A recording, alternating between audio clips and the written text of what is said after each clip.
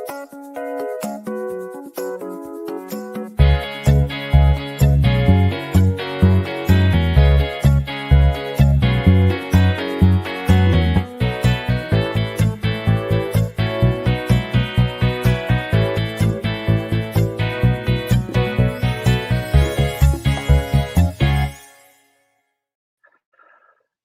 morning, everyone.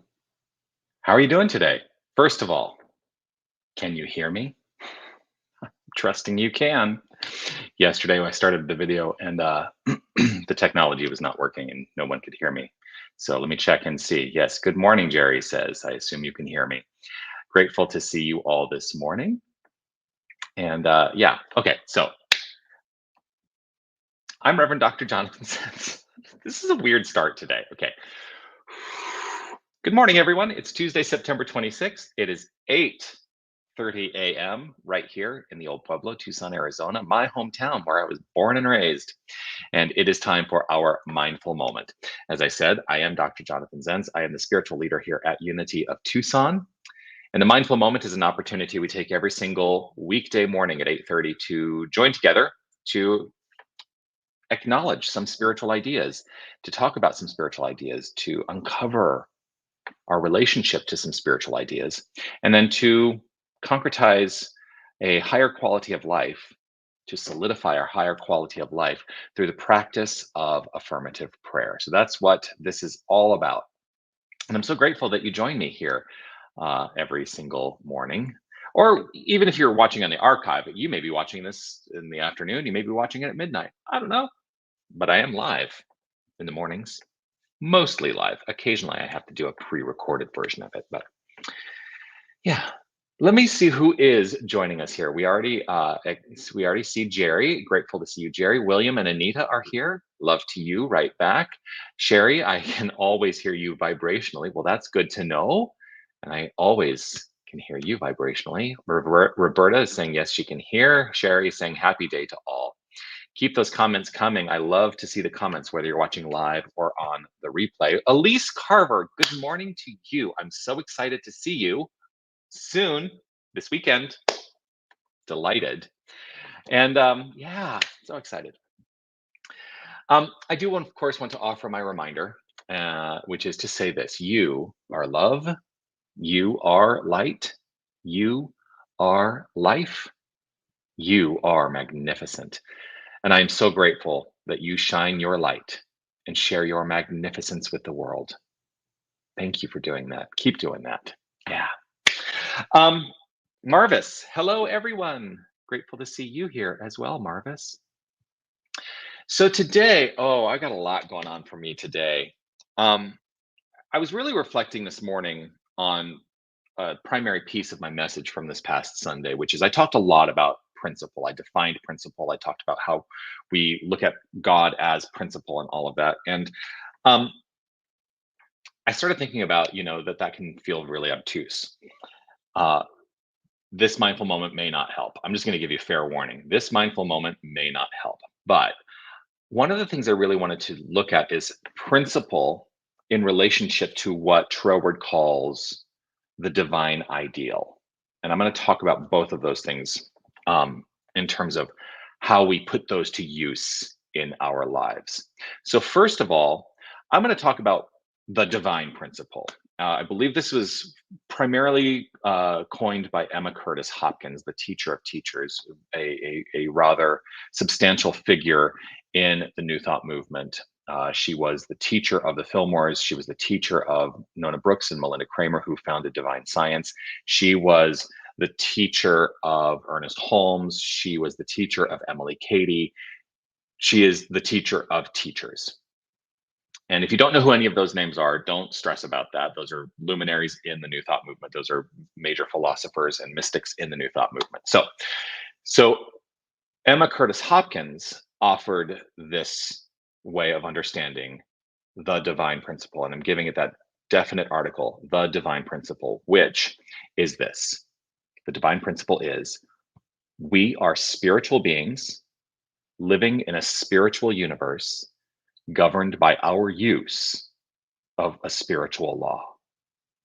And that spiritual law is a law of cause and effect. It is a law of mind action. It is the law that what we think creates in our experience, what we believe creates in our experience. And so, if that is a foundational part of our teaching, we are spiritual beings living in a spiritual universe governed by our use of a spiritual law, then everything flows forth from that principle. So that's the divine principle. Now, this has a relationship to what Troward called the divine ideal. And the divine ideal essentially states, actually, I'm going to go to what he says about the divine ideal. I pulled it up in his book, The Creative Process in the Individual. And right now, I'm just going to let you know, I'm going to read this. It's going to probably have a little bit of like a word salad feeling, but just allow yourself to take in these words. Don't try to understand them specifically, just take in the feeling of them. He wrote this. This, it seems to me, is the divine ideal. That of an individuality which recognizes its source and recognizes also the method by which it springs from that source, and which is therefore able to open up in itself a channel by which that source can flow in uninterruptedly, with the result that from the moment of this recognition, the individual lives directly from the originating life as being himself a spiritual direct creation and not merely as being a member of a generic race.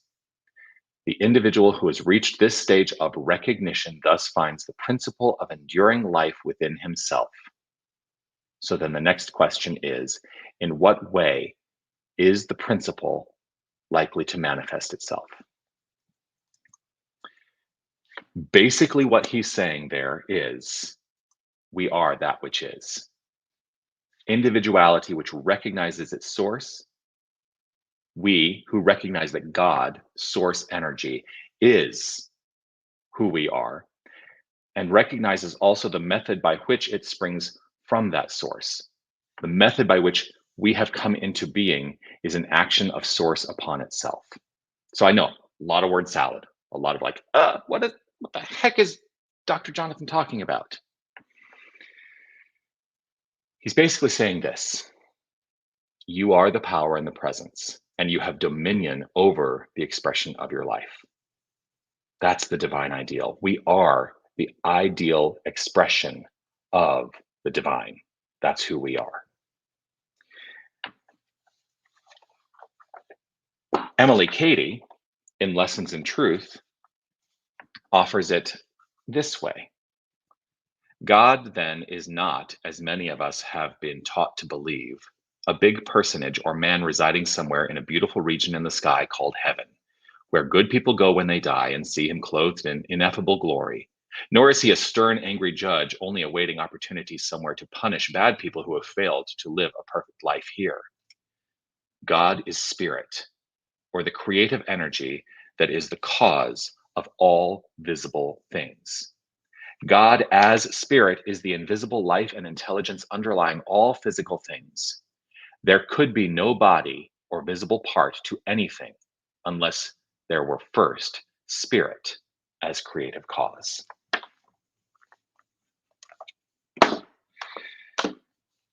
So how do we use this? How do we use this? Well, if God is creative cause, if the source energy is creative cause, and we are that source energy, then we are consistently causing things to happen. Basically, what I'm going to is a foundational premise. God is, we are. God is, I am. And that's how I invite people to really undertake the practice of prayer, to really learn prayer from the point of view that it is the expression of God as us. And that we're not praying to God, we are praying from the point of view, we're praying from the consciousness of God. We are praying as God. And so as we state our magnificence, as we understand the truth of who we are, everything else must be in alignment with that. So you will often, in fact, if you're in the prayer class with me, we will get to this point eventually, where I think some of the most powerful ways of practicing prayer is to root ourselves in that understanding of the divine ideal. God is, I am. I am. God is. There's no separation. And in that, all realization, all declaration, everything that follows maybe doesn't even need to be spoken because it becomes an assurance for us. When we know who we are, when we remember who we are, see, there it is, part of the mission statement. When we remember who we are, when we acknowledge the truth of our being, then how can anything happen other than the expansive, high quality of life we want to experience? Where this gets challenged sometimes, and the only place where discord shows up in our lives is when we live within any construct of doubt around that. And it's not to beat ourselves up to say, oh my gosh, I have doubt. And so my life is showing up in an adverse way. No, it's to say, I may have doubt that I need to address. Let go of the weight of the doubt and allow the good to flow. That's a lot today. I know. I know it's a lot today, but it's really resonant in my mind today. That's really just, I feel really motivated by that as I look at life and I say, you know, what's not, here's the thing, as I look at life and I say, what feels like it's not working for me? I don't need to go and try and coerce it into working for me. I need to revisit my own heart and mind and allow myself to come into a greater alignment, releasing the doubt, crowding out the doubt with the spiritual truth. God is, I am, and trust that what flows is good. So let's let that be the prayer today. Let's allow that to be our affirmative prayer. Let us concretize, let's solidify that truly today, perhaps more than ever before. That's the plan. And invite us all to relax right where we are, to gently allow an open acknowledgement of this understanding as we find ourselves in center, turning the attention to the activity of the inner life. I'm rooted in this understanding. God is, I am. God is, I am. God is, I am. I let my active mind focus on that here and now. God is, I am. God is, I am. For there is no aspect of creation that is not wholly God's source energy. There is the divine resource, there is the divine source, and nothing else. And that is what we are, each and every one of us. God is, I am. We are. The totality of us is wholly divine. God is, I am. We are. I choose to live in an acceptance of this as the basis from which all expression in my life springs forth. So everything that shows up is rooted in the construct that God is, I am. And I hold this as a fundamental truth of being for each and every one of us. God is, I am. We are. And so I needn't work so hard. I release the need to coerce or control. I trust in the flow of the infinite in all expression. Because God is, I am. We are.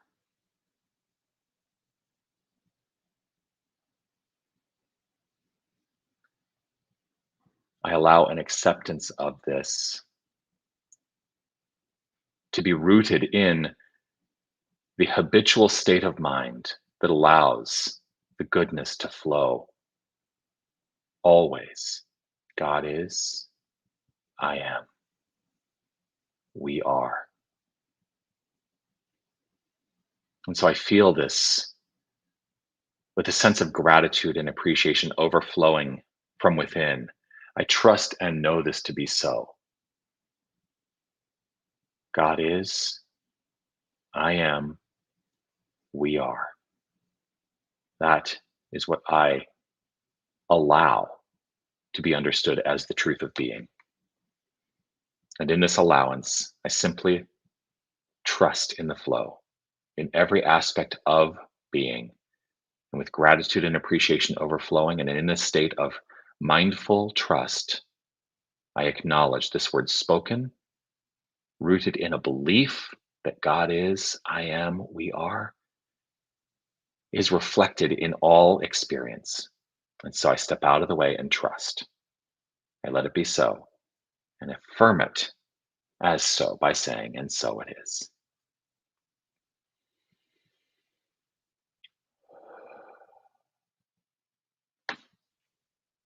Hmm. And so it is. And so it is. And so it is. Always delighted to share this time with you. Diane, on a day trip, this connection is a good start. Lovely. Silvana, good morning to you. Sherry, now excited for the Thomas Treuer course. Yes, that'll be happening next spring. Marvis, ringing my bell, and thank you for the reminder. And look, it's my dear friend, my colleague, my soul brother, Patrick, Reverend Patrick Farron. Mahalo to you. I'm so excited to see the changes that are happening in Kauai, and looking forward to seeing your new space. Blessings to having you here. So there we are, another glorious mindful moment to start the day. And I trust that we carry this with us into our day, and the experience blesses us all. As a reminder, of course, this is going to be the big news basically now until it happens, but we have our gratitude gala coming up November 10th, 2023 at the 49ers Country Club. You can get your tickets if you haven't already at the Desert Light Book and Gift Store here at Unity of Tucson. You can get them online at unitytucson.com or scan the code, which will also take you to the website. Yes. Oh, I was going to show you. So we have a silent auction that's going to be part of it. And I got this in the mail today for the silent auction. The Invisible Theater donating 2 individual tickets to our silent auction. So this is one of the items that will be up for a bid in the silent auction. Super excited for that. All right. I'm going to log off. I've been on for almost 20 minutes. Can you believe it? You probably can, because what did I say? What did I say on Sunday? I said, why would a minister say in one word what he could say in 100? It's the nature of ministry sometimes. I love you all. Peace and blessings. I'll see you again tomorrow for the mindful moment. Be well.